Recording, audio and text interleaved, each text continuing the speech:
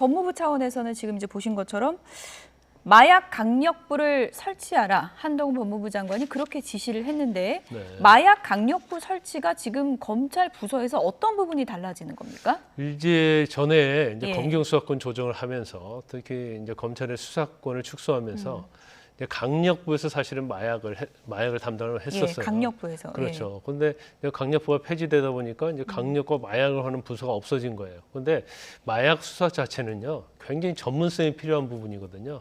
그런 이제 첩보도 굉장히 중요하고요.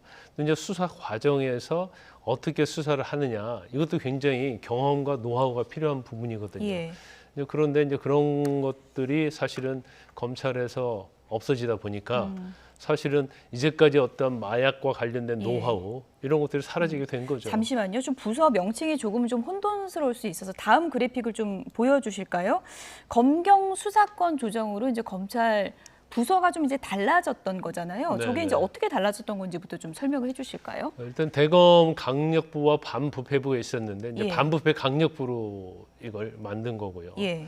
근데 마약과 관련돼서도 사실은 이제 마약과 전담하는 그런 부서가 이제 검찰 내에 있었어요. 그러니까 이제 사무분담이라고 해서 그런데 이제 그러한 부서들이 이제 없어지다 보니까 마약은 이제 경찰이 주로 전담해서 하는 걸로 그렇게 되었죠. 예. 그런데 지금 이제 최근에 검경 수사권 조정이 되었지만 이제 시행령에 의해서 마약 자체를 검찰이 수사할 수 있도록 해놓은 거죠. 그래서 작년 11월에부터 마약과 이제 전쟁을 시작한 거 아닙니까? 그래서 이제 장관이 주재하고 이제 차관급의 관계 차관급 회의로 격상을 시켰어요.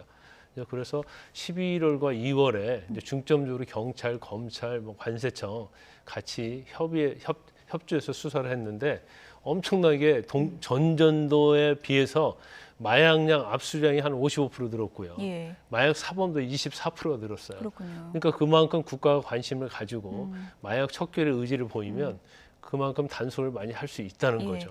마약 조직 범죄가로 이제 통합이 됐던 건데 뭐 한동훈 장관 뭐 주장은 마치 저거는 국어와 수학을 한 선생님이 가르치는 것과 똑같다. 이게 이제 같이 있는 게 좀 말이 안 됐다라고 이제 주장을 하지 않았습니까? 그렇죠. 이제 그 개념이 다를 수 있는데 이제 마약 자체는 그냥 부패를 수사하는 사람이 마약을 수사할 수는 없어요.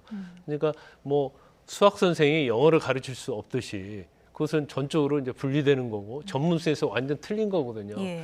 그래서 적어도 이제 마약에 대해서는 너무나 현재 이제 사회적인 문제가 되고 있기 때문에 마약 부서를 당연히 설치를 해야 한다. 이런 뭐 의지를 보인 거죠. 이런 그럼 부서 재편하는 거는 뭐 입법 사항은 아닌 그건 거고 입법사항은 그냥 아니에요. 지시 사항으로 할 수 있는 일단 건가요? 시행령에서 이제 검찰이 마약을 수사하도록 시행령을 만들었기 때문에 이제 그 시행령에 의해서 수사를 할 권한이 있는 거고 그러면 그 마약을 수사할 수 있는 전담 부서를 이제 검찰 내에 둘 수 있는 거죠. 예.